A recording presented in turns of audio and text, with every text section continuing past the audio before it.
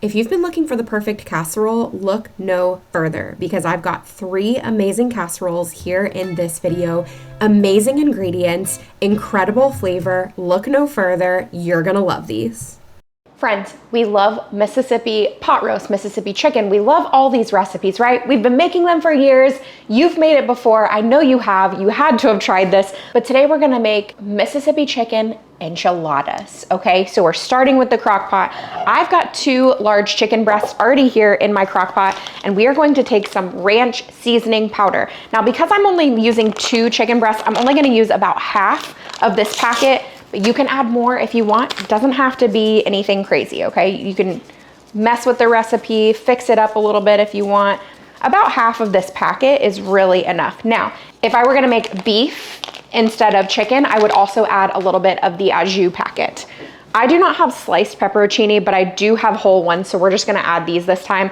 And because I do not have the time right now, I need to do it later, I'll come back and slice them at the end. So add in those peppers.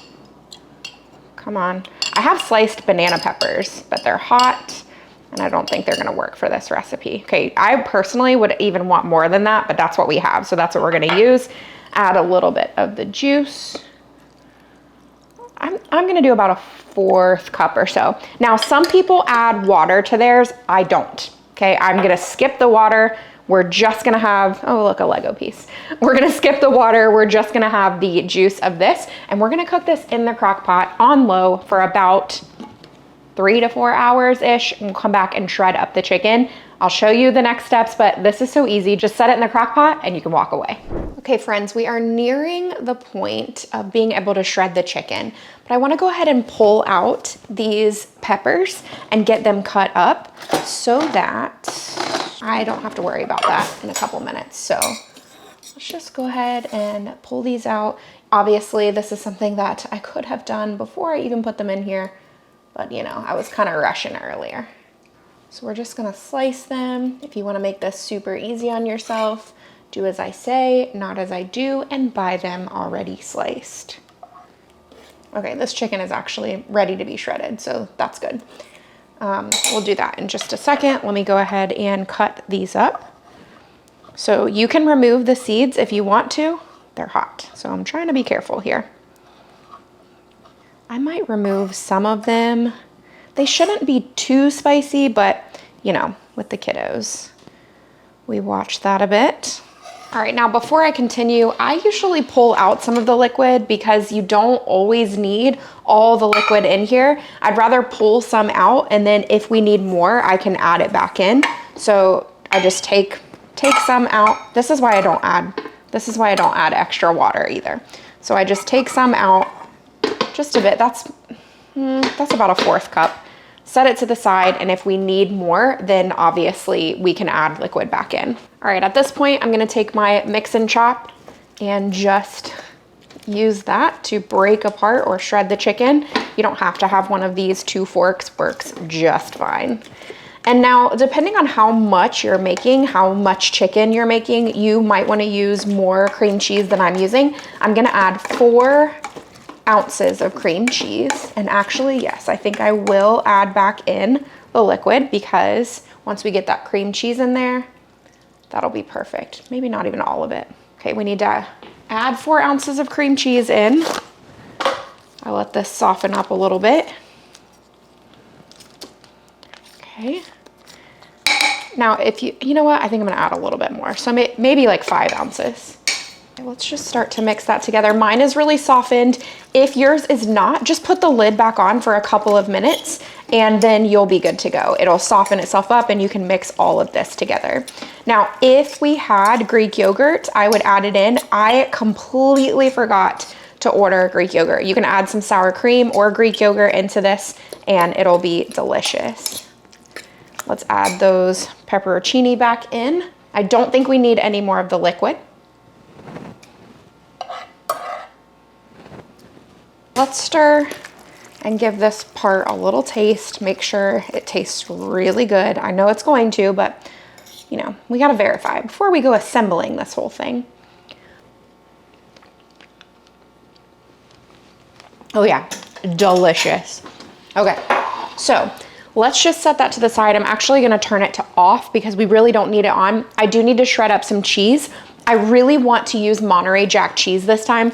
So I'm gonna shred this up. That way we can move forward with this recipe. So you guys know, it's cheese shredder time. And I keep my cheese shredder right here because we use it a lot.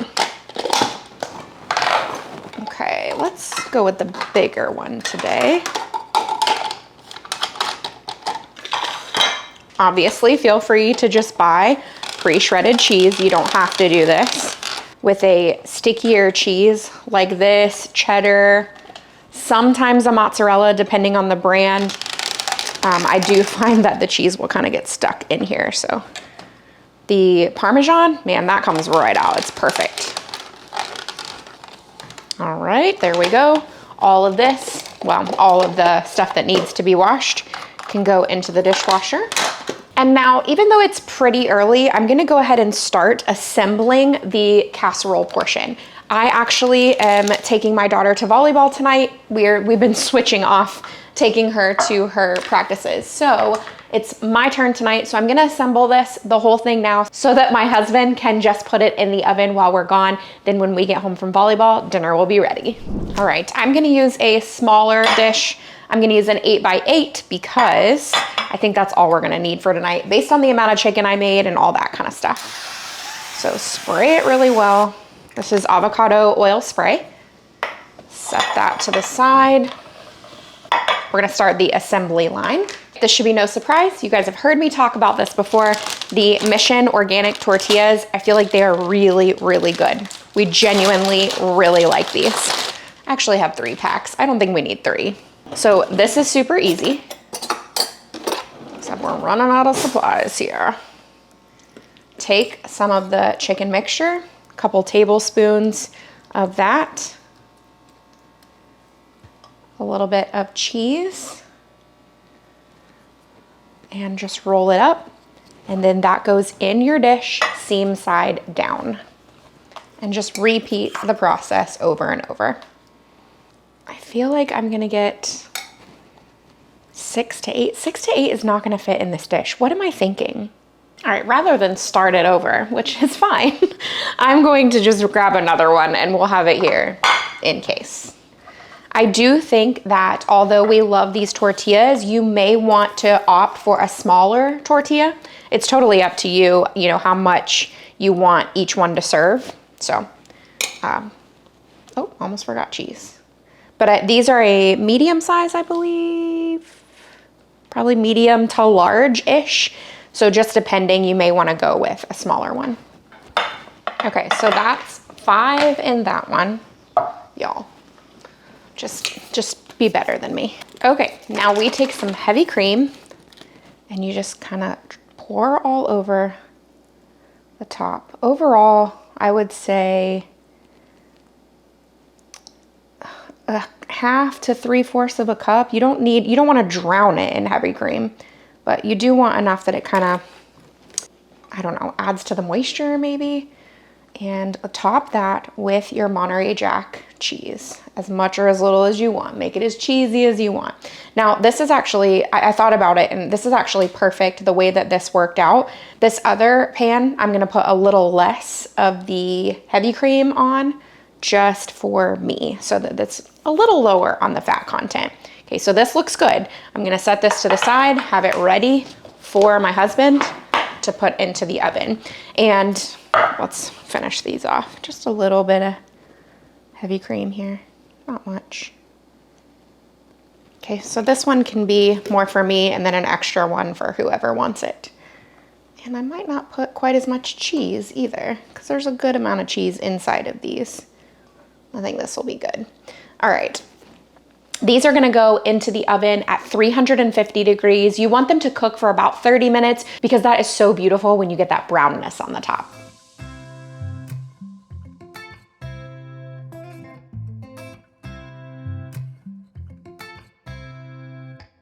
Mississippi chicken enchiladas. Enchiladas is one of the favorite things that we eat. Yeah. Is this a recipe we usually do? No, this is brand new. We've never tried. We've had Mississippi chicken multiple times. What is Mississippi chicken? It's the ranch, pepperoncini peppers, a little bit of the sauce, but we have it in beef a lot too. So. Oh yeah. Okay. It's been a while, but we've had it multiple times. Is it too hot? It wasn't. Gosh, really good. You can see the creaminess of it. But you don't want to bite into an enchilada and it be dry, right? It is hot. That second bite, closer to the middle. That's delicious. It is very good. There's a little bit of a kick because of the pepperoncini. Just a little bit though. I don't think that like that bite that I just had, I had pepperoncini in it and you taste it, but it's not overwhelming. It's not, in my opinion, it's not too spicy. If you've had Mississippi pot roast or Mississippi chicken before and you liked it, then it's not gonna be too spicy for you. I'm gonna tell you what it tastes like. We used to have them, it feels like around the holidays or something, but it was in a crescent roll and it was a chicken mixture. Oh yeah, it's ranch chicken. It's very similar to this. So we make ranch chicken, which you guys, I've made that several times here on my channel before. It's literally in the crock pot, a little bit of bone broth, some ranch seasoning, shred it up, just like this, mix it with cream cheese. It's the same basic recipe. But we had that on rice. Yes. No, I'm talking about. I've stuffed it in crescent rolls before. You've had this before, and all of y'all have had this before. I don't think it's an actual holiday treat or whatever, but it's a pan full of crescent rolls that has some kind of chicken mixture inside of it. I think that's what it is. You think? Yeah, the ranch pretty chicken? sure. If it's not, if y'all know what it is, let us know. Yeah, if you can think of something else. But I mean, I've made it before, and that's how I make it, with the ranch chicken on the inside of it. Yeah, but it tastes like that. It is very similar flavors.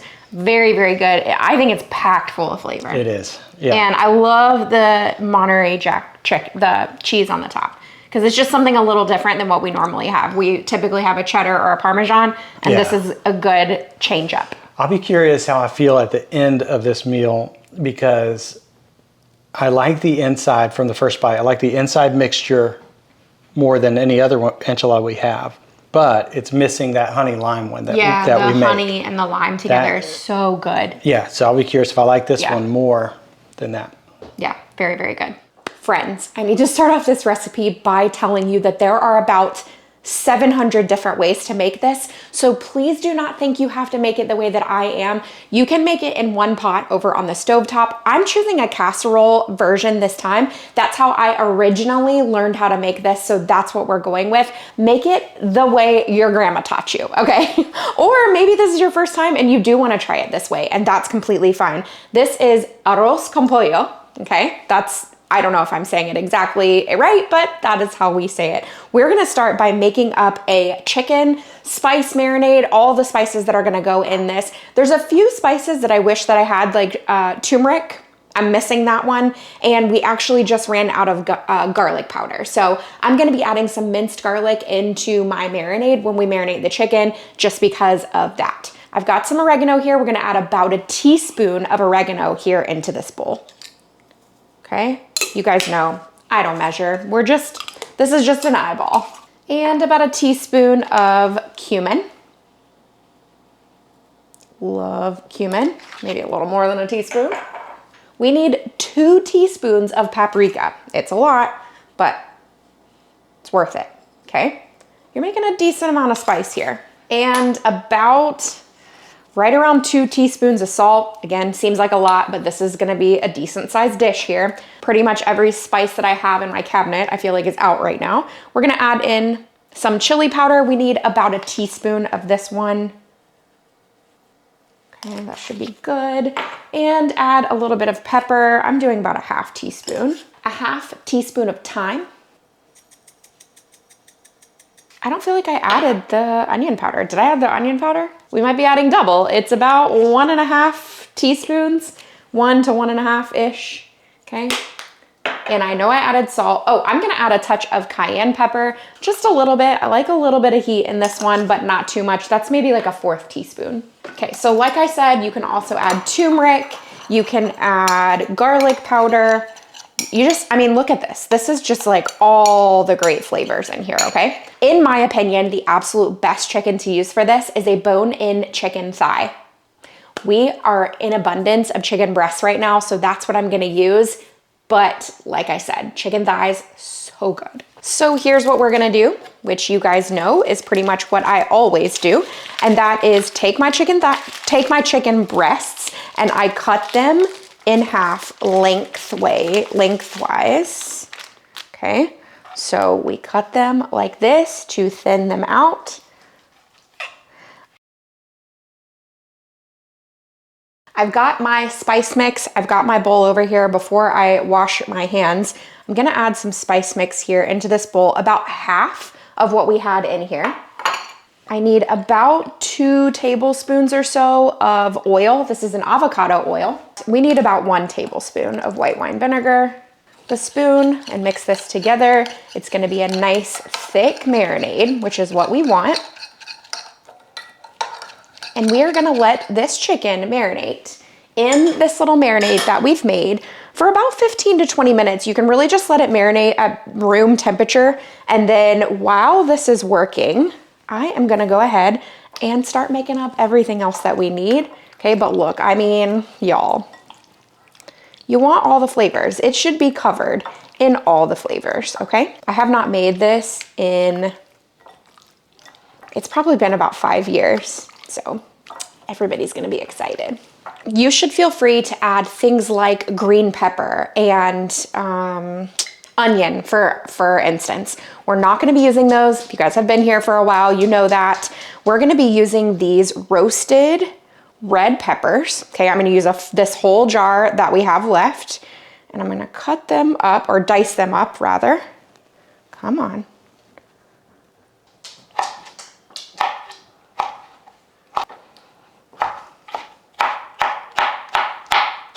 I actually had purchased a green pepper for this recipe, and I did a fridge clean out this morning, just kind of going through, taking inventory, and it wasn't good anymore, which really stinks because those things are not inexpensive, okay? All right, so we've got a good amount of the roasted red pepper. Now I'm gonna take some of these green olives here out of this jar. They make a lot of noise. I'm gonna take some of these Spanish green olives. These are pitted, but you can use the ones with pimentos in it. That's completely fine. You can leave them whole. I typically like to at least cut mine in half. You need about a half cup. That should be good.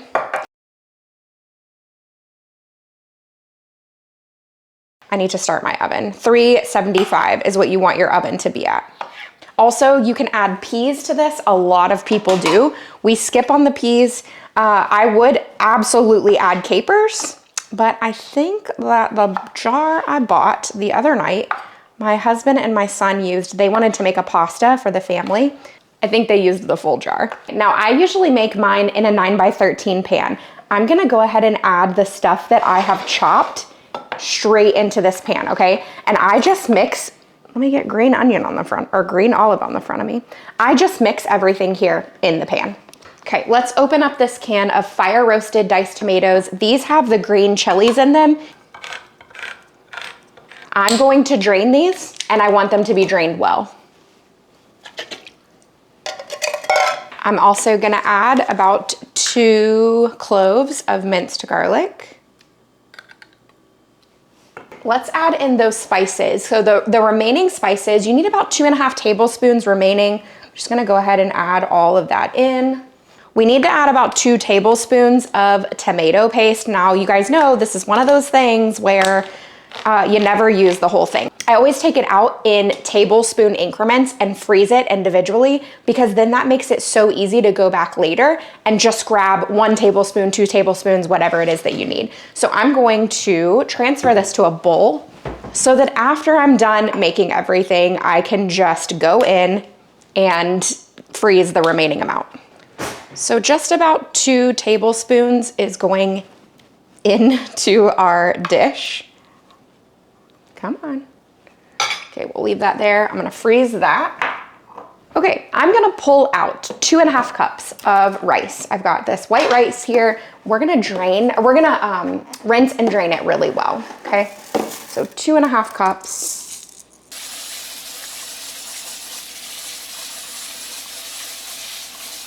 Okay, all the rice. can go in. Let's mix this together. Start the mix anyway. We still need to add in our broth. Now, also, while I'm mixing this together, let me tell you, if you're using chicken thighs, you will find that you can add your chicken in right away when it goes into the oven. Nice. That's awesome. Since it's chicken breasts and they dry out a lot faster, I'm actually going to add them in after this has been in the oven for a little bit because I just don't want them to overcook and then it gets gross. So we'll sear them off, we'll just set them to the side, and then I'll add them in when there's only like 10 minutes or so left. Now, I'm using bone broth, but you can use chicken broth. This is 3.5 cups. Oh, let me just spill some over the side. Mix together. We are going to cover this, put this in the oven, still stir it at the 10-minute mark, but that's when we're gonna add in those seared chicken breasts because I don't want them in the oven longer than like 10 to 12 minutes really, so that they don't get dried out and gross. All right, our pan is on. Let's get this nice and hot so that we can sear that chicken. I just put the casserole in, and so that's gonna start working. And I think I'm actually just gonna do 2 at a time, just to make sure we don't crowd the pan. And I'm really just searing like 1.5 minutes or so, maybe 2 minutes each side.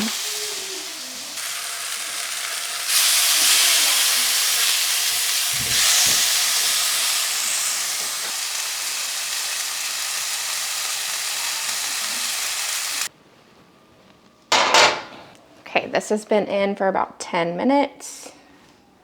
I am gonna just give it a stir and put it back in because we're not even like really hot yet, okay? So I'm not going to put the chicken in yet because I think it's actually gonna take longer than I anticipated. This is what we're wanting to see. That rice is really starting to cook, which is awesome. Let's give it a mix, and I'm gonna add the chicken to the dish. Add this on here. This is gonna go back into the oven, probably about 10 more minutes. All right, this just came out of the oven. We're gonna let it just sit for about 5 or so minutes, just like this, letting the rice absorb any of the extra leftover liquid, but I already tasted a bite of the rice, and it is delicious. Let's give it a try. Chicken is cooked, looks really good. This is just one that I can go back to over and over again. It is always solid, it's always delicious. Every single time it feels hearty.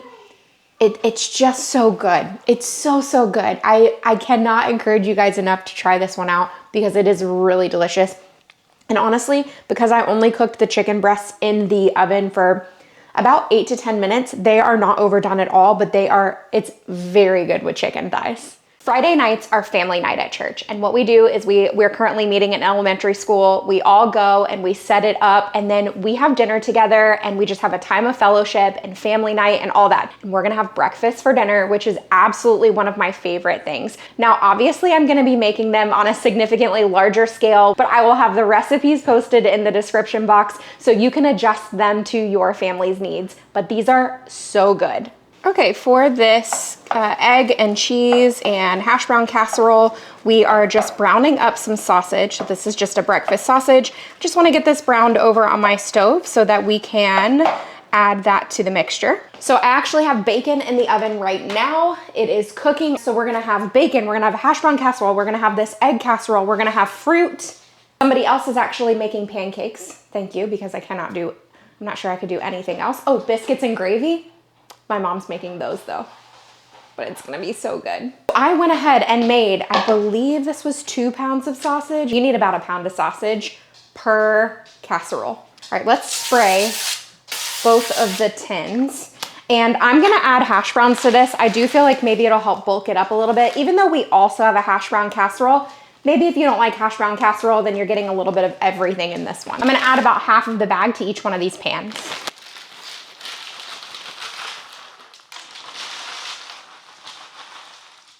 No ma'am, She heard me drop hash browns and she thinks she can come in here now. No ma'am.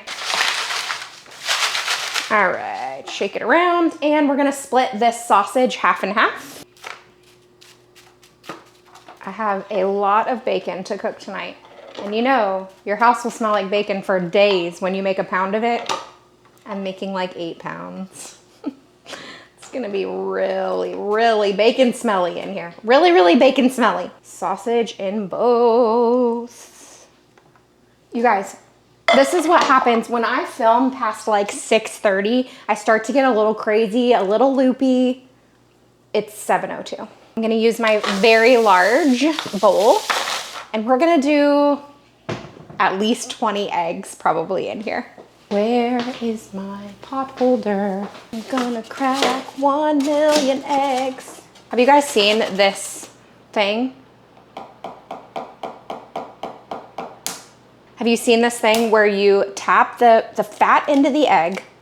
You can tap it with like a spoon, but I've been doing it on my counter. And it breaks the membrane, which makes everything come out of the egg really easily. Hang on, let me see if you can hear it. Did you hear that? It's like a snap. And then when you crack the egg, it all just comes right out and you have no, like, it's not difficult to get out. Somebody told me that in a recent video where I was making deviled eggs and they said to break the membrane first and then your eggs will peel easier. I haven't tried it yet with boiled eggs, but it does make me very curious. You know what? I should have done this in my KitchenAid mixer. Okay, so I did 27. I did 27 eggs. And the reason I left 9 is because I'm gonna make a couple of just plain scrambled eggs for people that maybe are, you know, dairy, well, I guess, would you eat eggs if you're dairy free? Probably not. But people that maybe don't really like cheese or they don't like casseroles. So at least there's an egg option that's available to them. And this would be so much easier in my KitchenAid mixer. Like, why do I not utilize the tools that I have? It's fine. I've already washed 10,000 dishes today. Let's go ahead and put all of our spices in here though before we mix everything up. Add in some salt. Gotta have it. Don't leave it out. But it's sausage, which has a ton of flavor, so you wanna be careful on the amount of salt. Because of the amount of eggs that I'm doing, I'm gonna do about 2.5 teaspoons. Let's toss in some onion powder. I don't know, maybe a teaspoon. Probably about a teaspoon. And we'll toss in some garlic powder, same, probably about a teaspoon. Now we need to add milk to this. So I think I'm actually gonna get this in the KitchenAid mixer and start the mixing process, but we're gonna end up adding like 6 cups of milk. That's a lot. Let's say 4, probably 4. Oh, we're not plugged in. It's necessary to have power for a mixer. And go. I'm gonna add in a couple tablespoons of Worcestershire. It just adds really great flavor to eggs. I always suggest doing that if you're making any type of casserole. Let's start adding milk. Let's start with 4 cups. We'll see how that looks. All right, I apologize for the sound. Normally recipes like this tell you to mix the cheese in with the eggs. I disagree with that. I actually think that it's better to just pour the cheese on top of whatever it is, then pour your egg mixture on top, because otherwise the cheese just all settles to the bottom of the egg mixture anyway, and you're having to scoop it out. So I feel like it's easier just to do it like this. Sprinkle it all over. It's almost like layers, like a lasagna. So I would say per 9 by 13, I'm using at least 2 cups. Here's another thing that I think you can do. Just kind of mix that cheese in. Otherwise, then you'll just kind of have a layer of cheese. Mix it into your casserole a little bit. It's also gonna mix together the sausage and the potatoes. But that way you've got, once you pour that egg mixture over, you're gonna have all of this in each and every bite, and it's a little less like layers. I try and keep it in the same area though as I'm mixing, if that makes sense, so that you don't get suddenly all the sausage is clumped up in one place. What? It's potato, not onion. You were worried though. I think we're good on this mixture. It's nice and mixed together. Or harder on ourselves, we'll find out.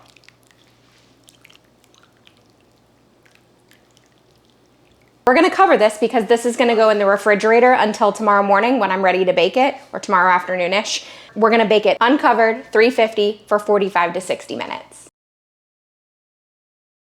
The real trick is not making all the food, it's fitting it all in my refrigerator. I ended up baking this at 375 degrees for about 45 minutes or so, but keep in mind these were really large pans, so yours might cook in less time, maybe around 30 to 35 minutes. This breakfast casserole, first of all, is a hit at church, but it's also a hit in my household. My family loves this one. It's one that you can make a lot of it and you can put it in the fridge and you can reheat it the next couple of days, or you can make it if you have a bunch of people coming over. It's just so convenient and easy. You can make it with or without potatoes. You can do bread instead of potatoes. I mean, the possibilities are endless, truly. The flavor is so good. I do think that that hint of Worcestershire makes a big difference, so just know that. And also, let me tell you, this is foolproof. I'm not kidding. It's seriously, you can't mess it up. It's so easy to do. Our verse today comes from John 16:33. In the world you will have tribulation, but take heart. I have overcome the world. I hope you enjoyed today's video. If you're new here, I would love if you would subscribe and stick around. Hit that red subscribe button. Also, you can hit the notification bell and you'll be notified whenever I upload a new video. But don't leave YouTube just yet. Check out the video that I have listed right here on the screen. You're gonna love this one. Have a great week.